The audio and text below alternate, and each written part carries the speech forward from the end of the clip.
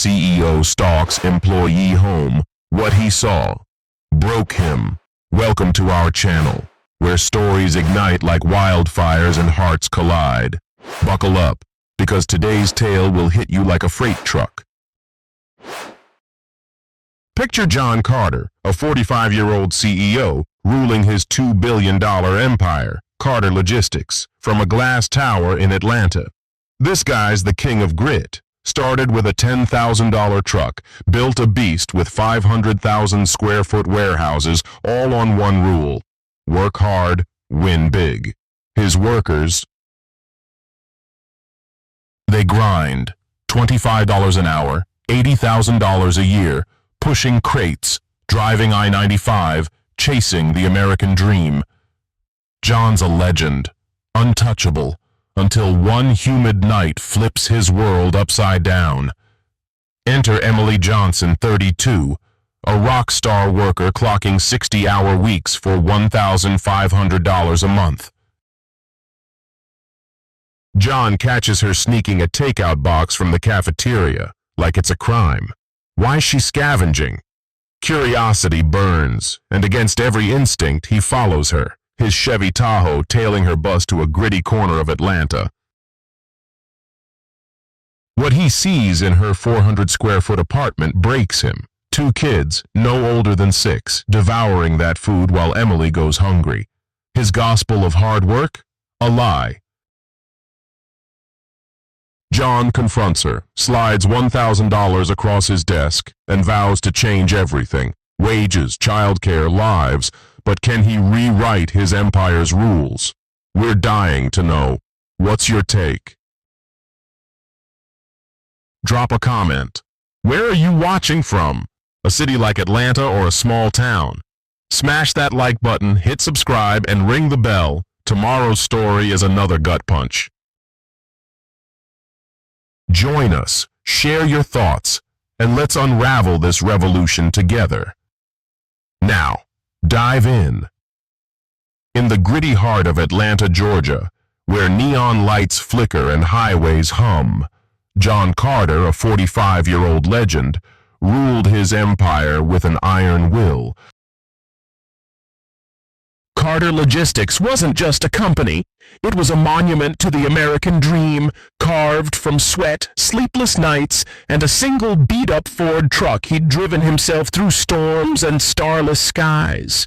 John didn't inherit a dime, didn't have a trust fund or a fancy degree. What he had was a fire in his gut, a belief that burned brighter than the Georgia sun. Work hard, bleed for it, and you'd earn your place at the top. No shortcuts, no excuses, just grit. This wasn't some corporate fairy tale. John's story was pure, red-blooded American hustle. At 18, he was a kid from a nowhere town, watching his old man limp home from the steel mill, hands cracked, pockets empty. John swore he'd never live that life.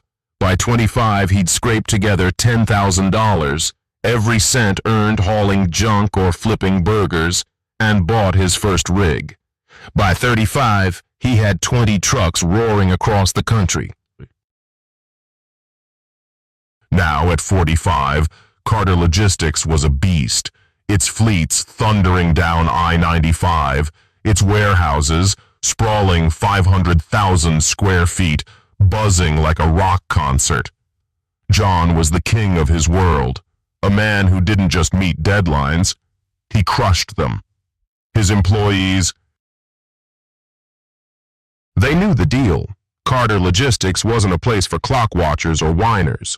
You showed up, you worked your tail off, and John paid you like you mattered. Forklift drivers pulled $20 an hour. Long-haul truckers could bank $80,000 a year, plus overtime that flowed like sweet tea on a summer porch. But John demanded everything you had. You want to win? He'd growl, his voice like gravel. Then earn it. His office, a glass fortress above Atlanta's skyline, was a testament to his creed. mahogany desk, a view that screamed power, and a stack of contracts worth millions in crisp American dollars. He didn't care who you were outside those walls, black, white, rich, poor. Clock in, deliver, and you'd get yours. That was the Carter way. John wasn't just a boss, he was a force of nature. People whispered his name in the industry, part respect, part fear. He'd built this empire from nothing, fueled by a belief that hard work was the only currency that mattered. No government handouts, no silver spoons, just blood, sweat, and the open road. His employees were his soldiers, loading crates, driving through blizzards, keeping the supply chain alive. He didn't ask about their lives after they punched out. Why would he? They had jobs, good ones. In John's mind, that was enough. A paycheck was freedom, wasn't it? A fair shake in a tough world. But something was brewing, a crack in the armor of his conviction. John Carter, the man who'd conquered every obstacle with sheer will, was about to face a truth that no amount of hustle could outrun.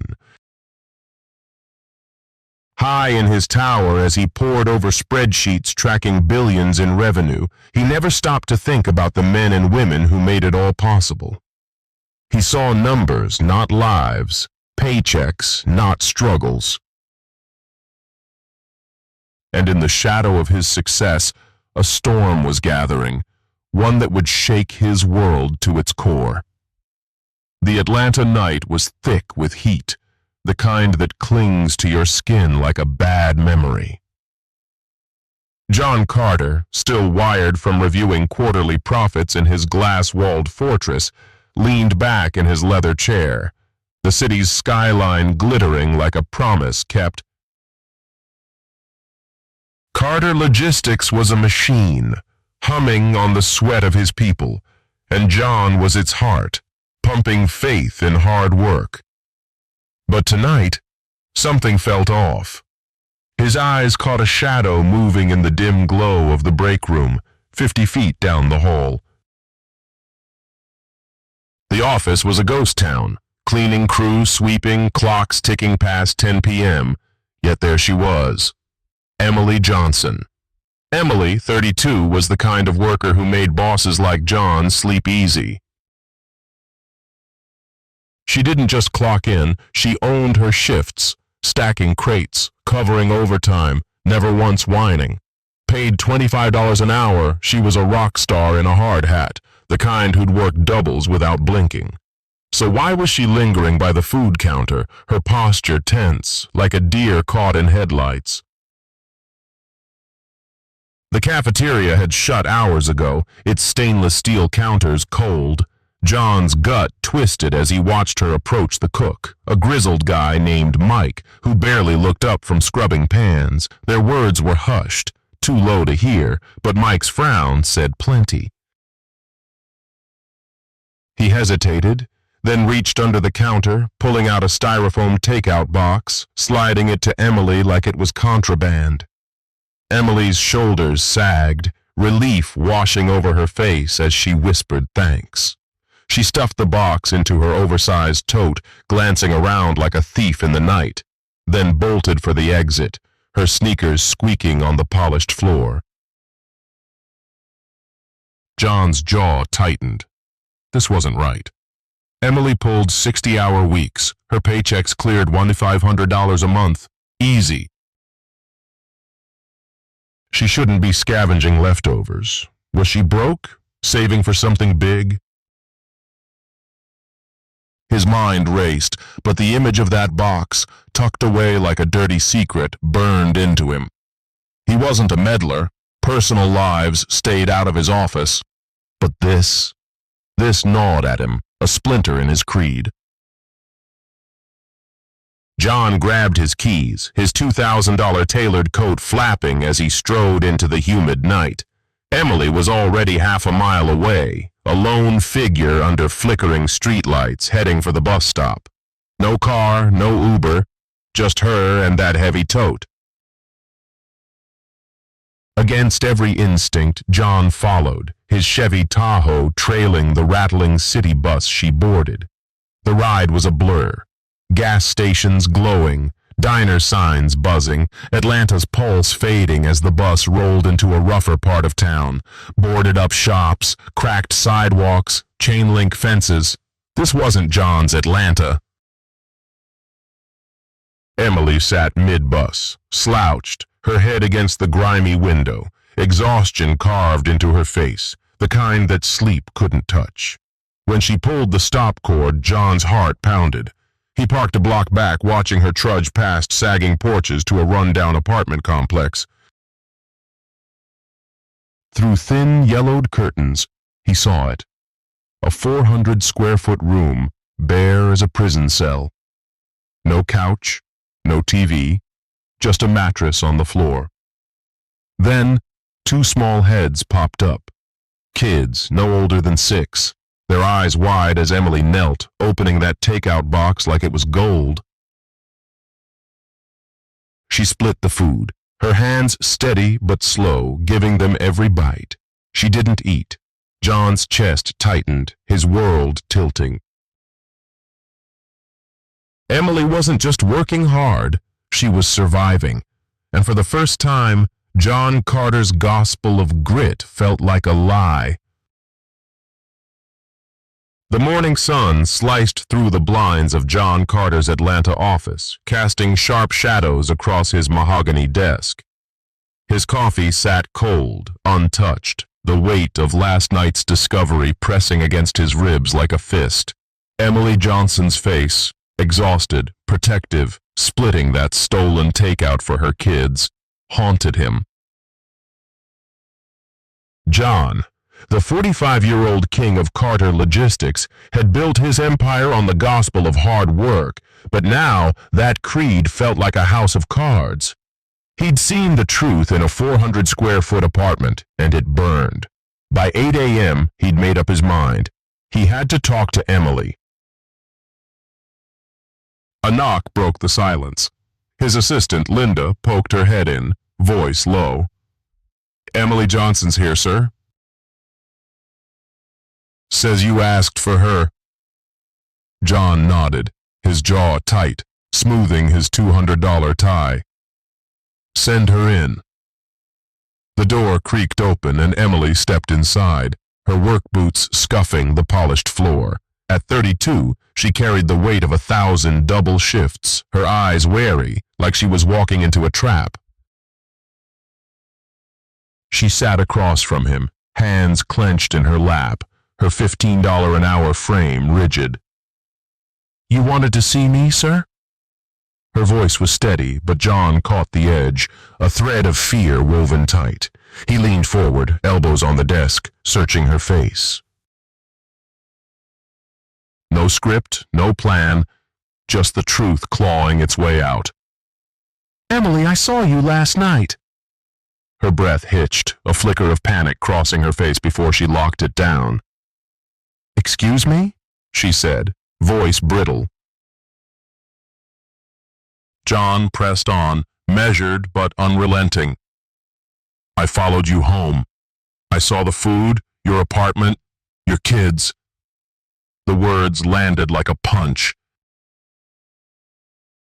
Emily's fingers curled into fists, her knuckles white, eyes flashing, anger, shame, then something colder, like steel. "I don't understand," she whispered, but the tremble betrayed her. She was a mother, a fighter, bracing for judgment. "I'm not here to judge," John said, his voice low, steady, cutting through the tension. "And I'm not here to pity you. I'm here because I should have seen it sooner." Emily froze, her gaze locking onto his, searching for a lie. She was used to being dismissed, to bosses who saw her as a cog, not a person. John slid a thick envelope across the desk, $1,000 in crisp bills, a lifeline. "This isn't charity," he said, before she could protest. "It's an investment. In you." In the people who keep this company alive. Emily's eyes flicked to the envelope, then back to him, her breath shallow. Why? She asked, her voice raw, barely above a whisper. Because I built this place on hard work, John said, leaning closer, his voice thick with conviction. But I let you down. You're killing yourself for $1,500 a month, and it's not enough. That's on me. He paused, the air heavy. I want to raise wages, add childcare, set up emergency funds, real change. And I need your help to get it right. Emily blinked, tears welling but unshed, her fingers hovering over the envelope. She wasn't used to this, to someone seeing her struggle and caring. You don't have to do this, she murmured, voice cracking. Yes, I do, John shot back, unwavering. Silence swallowed the room. Emily's hand grazed the envelope, then gripped it, her shoulders trembling. For the first time, a spark of hope flickered in her eyes, fragile but real. She stood, clutching the cash to her chest, and nodded. A quiet vow. As she walked out, John exhaled, his heart pounding. This wasn't just about Emily. It was about every worker grinding in his 50,000 square foot warehouses, and he was done looking away. The Atlanta skyline glowed like a furnace, but inside Carter Logistics' sleek boardroom, the air was ice cold, charged with tension. John Carter, 45, sat at the head of a glass table, his $2,000 suit crisp, his jaw set like a man ready for war. Emily Johnson's face, her trembling hands gripping that $1,000 envelope, still burned in his mind, a crack in his gospel of hard work. He'd built this empire on grit, but now, after seeing her bare apartment, her hungry kids, he knew the truth. His system was failing the very people who kept it alive. Today, he'd fight to fix it. John's call to Lisa Morgan, his chief financial officer, had been short, urgent. We're changing everything, wages, benefits, now.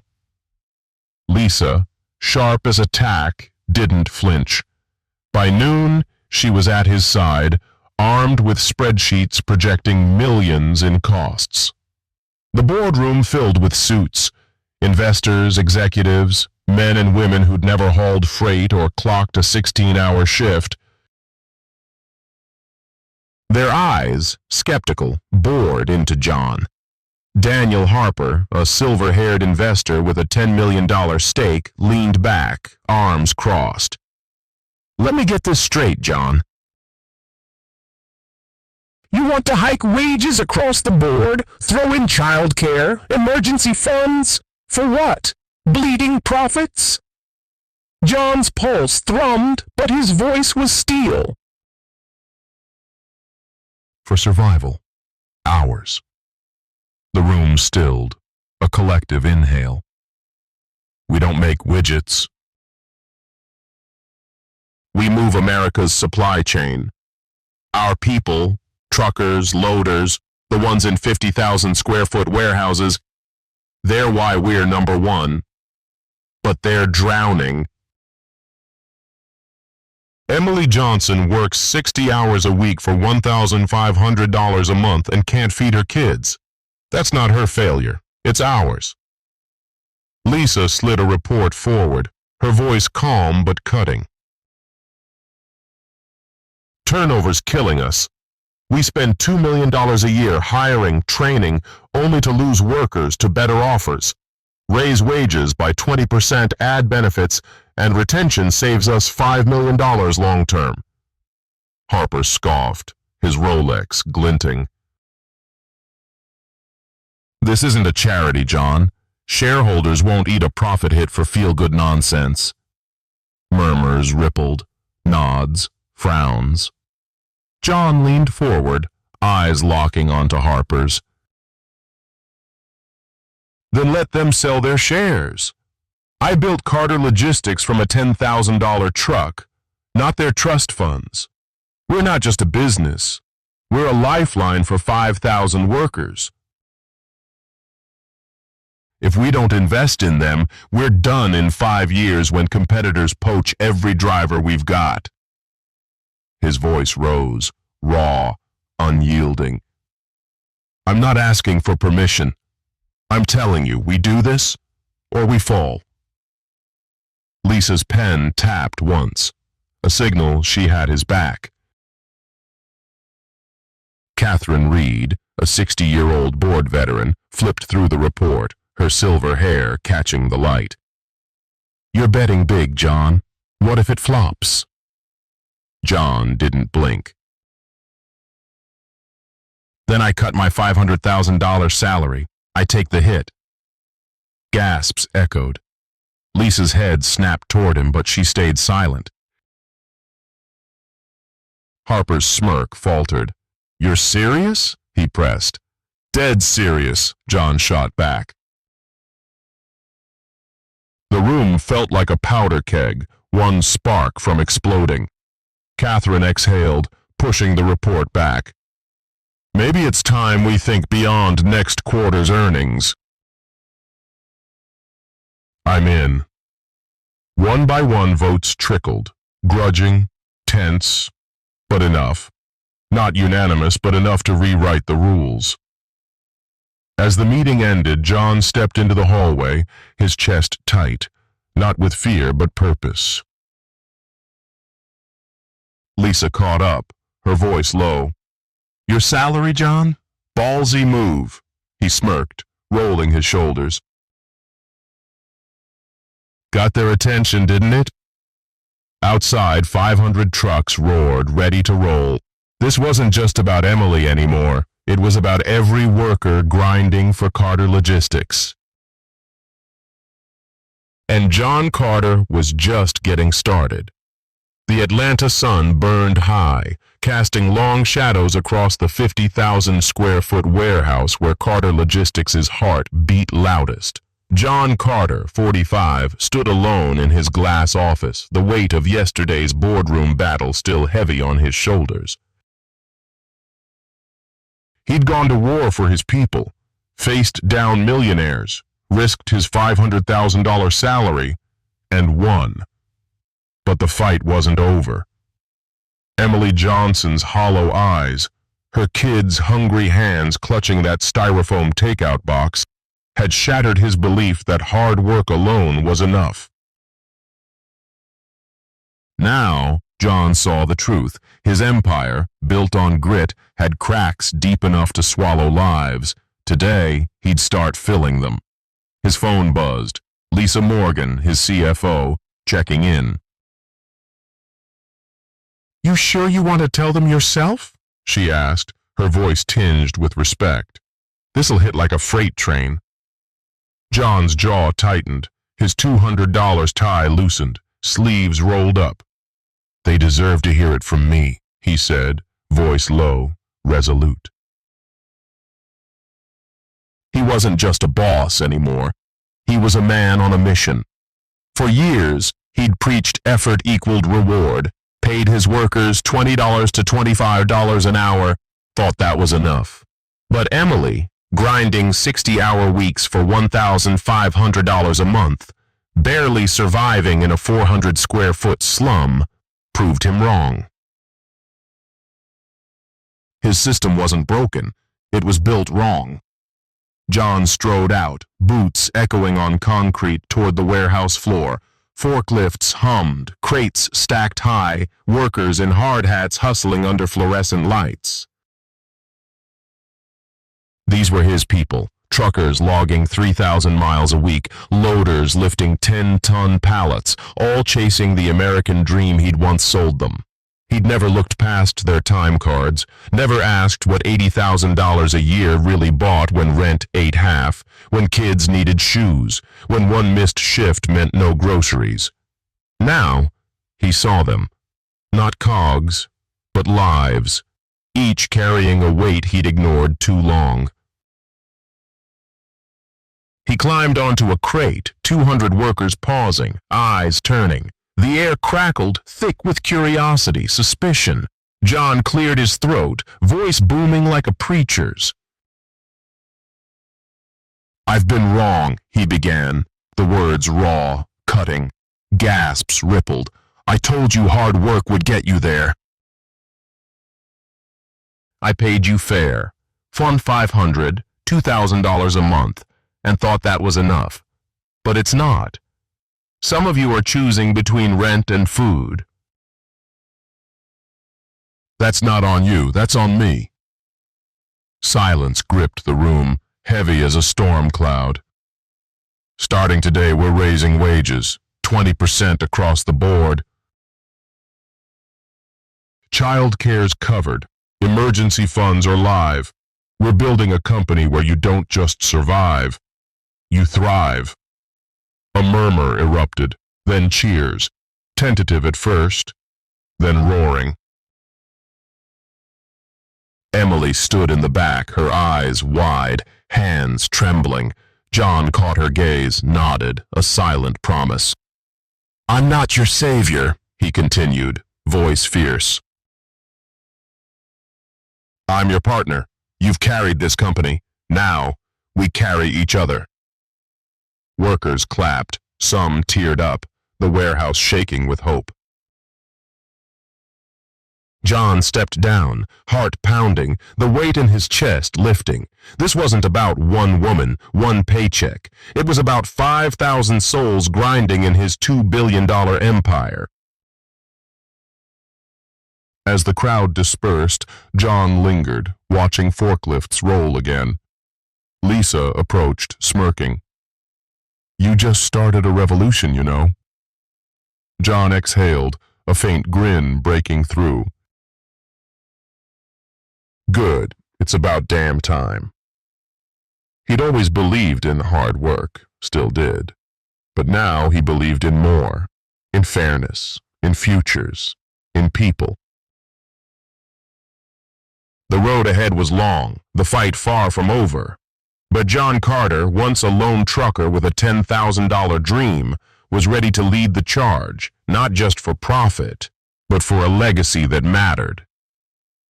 Hey there, storytellers. Wasn't that a wild ride with John Carter? From a lone trucker to a man shaking up his empire for his people? That's the kind of heart-pounding change that hits deep. We're dying to hear what you think. Did John's wake-up call spark something in you? Maybe you've seen someone like Emily, grinding hard but still struggling. Or you've got your own story of fighting for what's right. Drop it in the comments. Let's get this conversation roaring. Tell us where you're watching from too. Are you in a big city like Atlanta, a small town, or halfway across the globe? Your voice makes this community shine. If John's story moved you, smash that like button, hit subscribe, and ring that bell so you don't miss tomorrow's tale. It's another gut punch of hope and hustle. Every comment, every share fuels our fire to bring you more stories that matter. So grab that keyboard, spill your thoughts, and let's build something real together. What's your take on John's revolution? Where are you tuning in? Let's hear it, and we'll see you tomorrow for the next chapter.